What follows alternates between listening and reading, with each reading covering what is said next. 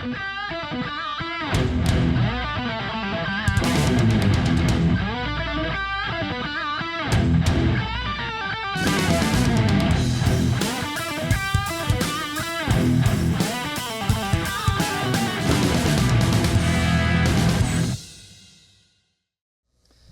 my name is Rich Howard, owner of Architectural Builder Supply. This video is to carry on our SDI glossary, and we're at communicating frame. Communicating frame is a really neat piece of frame. You don't see them often outside of the hotel sort of applications. When you have adjoining rooms, you're going to have a communicating frame. And I've also seen them installed where the fire marshal required them on a 3-hour wall between two large areas. And that application was back in for me in my career, starting in the late 80s. I started in 1990, all the way through the 90s, all the way through the early 2000s. I was involved in a lot of condo work, meaning they would take this giant masonry building that's 125 years old and turn it into condos. Chicago, where I'm from, is full of them. The West Loop, the near North Side, all these old masonry buildings turned into condos. And what's funny is back then, you probably weren't going to want to live in a lot of those areas, especially the West Loop. But today, people are flocking back there. So those jobs were really easy in the sense of you've got a bunch of masonry walls everywhere, and as a door supplier, I'm supplying very simply all of the unit entry frames and sometimes the doors. I'm certainly supplying all of the stairwell doors and frames and all that hardware. And in this application, which was on Erie, I don't remember how far west, 300 west on Erie, plus or minus. In this old industrial building that was hundreds of thousands of square feet large, they had these rectangular spaces that had 2-inch thick masonry walls separating these spaces. And the parking was going to be on that level.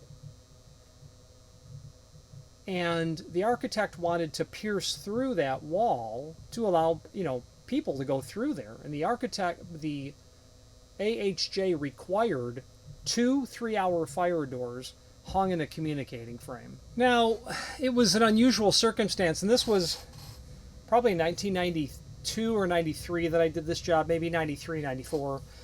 And so the authority having jurisdiction, the AHJ, said, if you want to cut a hole in that wall, here's what you're going to give me. And what you're going to give me, 2 3-hour fire doors hung in a communicating frame. Okay, great. I said, well, why pierce the wall in the first place? Why even put the doors there? Well, they do want people to go back and forth. What about emergency egress? They told us not to worry about it. Okay. So that was the other time that I had seen that. I have also seen it in hotel construction. This was at a hotel in one of the ski towns in Colorado. They had a communicating frame with a pair of doors opening up into the elevator, what is in essence the elevator vertical vault shaft, and then a pair of doors opening up into the corridor lobby area. And those doors were held at 90 and then held at 180. Why there were a pair of doors hung in a communicating, I don't know why, but that's what was there. And if I've seen it in other places, it's always been in hotels, adjoining rooms. So, what do you got to watch out for when it comes to communicating frames? Let's talk about it. If you are enjoying this video, please click thumbs up or like, and also please consider subscribing to our channel. Let's move on to the rest of the video. So there's not a lot to watch out about communicating frames, except that you really need to watch out about them in the sense of envision your wall thickness, envision your frame jam depth. There's usually a relationship between those two. Imagine in your mind's eye the projection of your trim. Imagine that doors can be, well, in this case, they would be left hand or right hand. Okay? In a communicating, you can have two lefts. You can have a left and a right and a left, or two rights. Those doors are always technically in swing, left and right, even though they always pull towards you because you're always standing on the inside of the pull side of the door, and the secured side is always the push side, which is the small cavity between the two door faces. So if you have trim projecting on the push side, which you will possibly, you have to think about, do I have enough space? And absolutely that space is the distance between the face of the two doors, which is basically the soffit width plus a very small amount, like a total of 1/8 of an inch or a total of 3/16, something like that.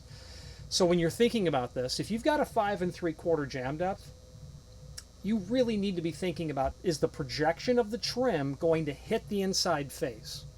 Now, very commonly, you're going to just see deadbolts on those doors.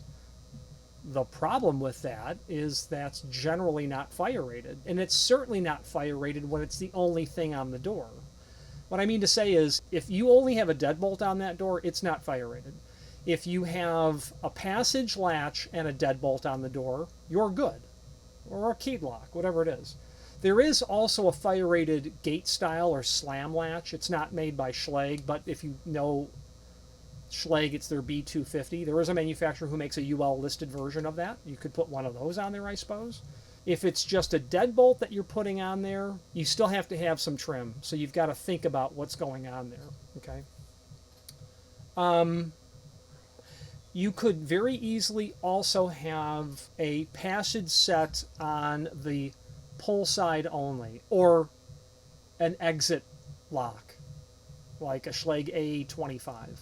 So there is no trim on the other side. Meaning, if you've got adjoining rooms and, you know, the boys are in this room and the girls are in this room, meaning the dad and the son and the mom and the daughter kind of situation, you can freely, because it's basically a passage, it's a latch, open up your door and then knock. So there's no trim between the two doors. You can see that as well. So the point of the matter is, be mindful of projecting trim. Be mindful of how that projecting trim may or may not be a problem based on this application where the two doors literally come together. They come together versus this where they don't come together in terms of what's that projection. You'll always have to check that and measure it. If you have 8 3/4 jam depth, which is what we did in that condo building, that soffit dimension is 6 1/4. Is it 6 1/4? Yeah, about 6 1/4. No, it'll be more than that, about 6 3/4. 8.75 minus 1.9375 minus 1.5625. 5 1/4. Final answer. 5 1/4. Yeah, 5 1/4. Unequal rabbit, it'd be 5 1/4. So if you've got standard trim and they swing opposite, you're not going to bump into anything because you've got a 5 1/4 soffit. So nothing to really worry about there. So when you're doing communicating, you have to think about the projection of your trim. You have to think about the handing of the doors. For me, it's very common to have them hinged on the same jamb, but they don't have to be hinged on the same jamb. They could be hinged oppositely.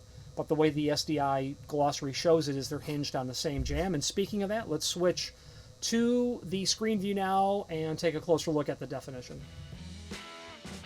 If you've not hit subscribe yet, we would very much appreciate if you did, and hopefully you're enjoying this video. Now, let's get back to it.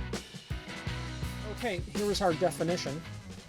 Communicating frame, hollow metal frame fabricated such that a door is installed in each rabbet of a double rabbeted frame, 2 doors total, to facilitate dual access and control of the opening, i.e. hotel motel suites and acoustical applications. Absolutely, I forgot to mention that. I have absolutely seen STC rated openings where there were doors in this fashion when they were needing to hit extremely high STC ratings. I have absolutely seen that. I don't know if the Zero catalog shows any of that, but let's take a peek and see if they do. You get into specialty STC and you'll see that. I did forget to mention that. And it's because I don't see it often. STC, let's get right to it. So this is Zero, and I think of Zero for STC because they do such a good job, basically. So as I scroll through the Zero catalog, I don't see any communicating frames that are STC rated.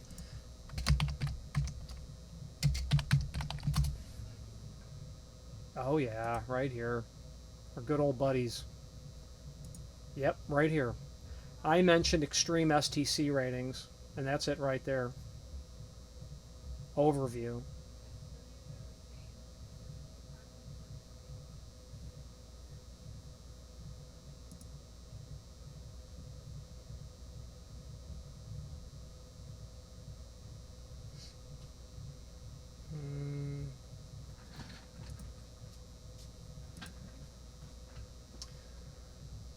Seco frame anchors, Seco door anchors.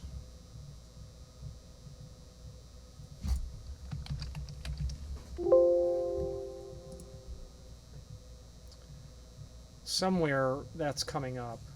STC 66. That is incredibly high.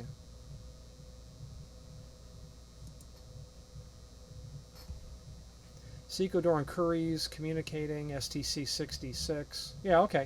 So right there, their SoundTech Express, Curry's quiet noise, communicating openings with high STC ratings. Yeah, you know, it does make sense because they're literally duplicating all of the gasketing and the material. Let's see if there's anything in the technical manual. Specialty products brochure, sound, yeah, acoustical.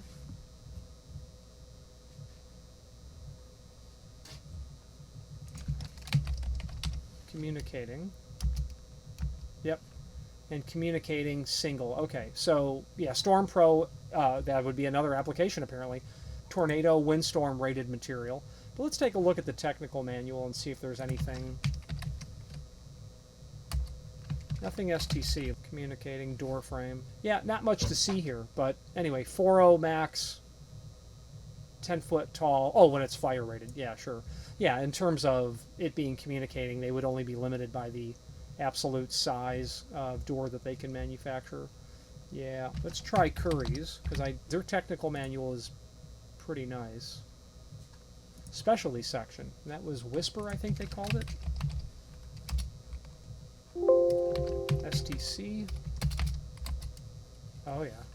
Right here, STC 56, 53 to 66. Oh yeah. Okay. Cam lift hinges. 42 to 46.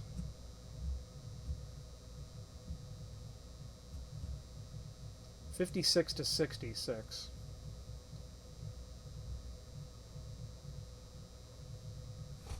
You betcha.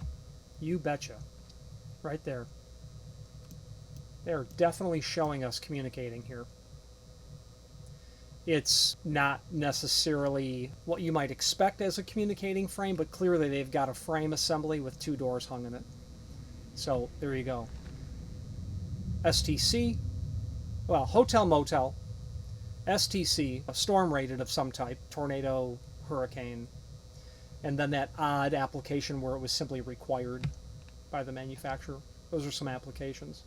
The Curry's technical manual is pretty nice. Seco is as well, but it's less readable, if that makes sense. Okay, let's move on. Composite door. Gonna have to think about that. All right, let's move on to composite door. Thank you for watching, and if you've enjoyed this video, please click thumbs up, please subscribe, and maybe even send the video to someone that you know. Thank you.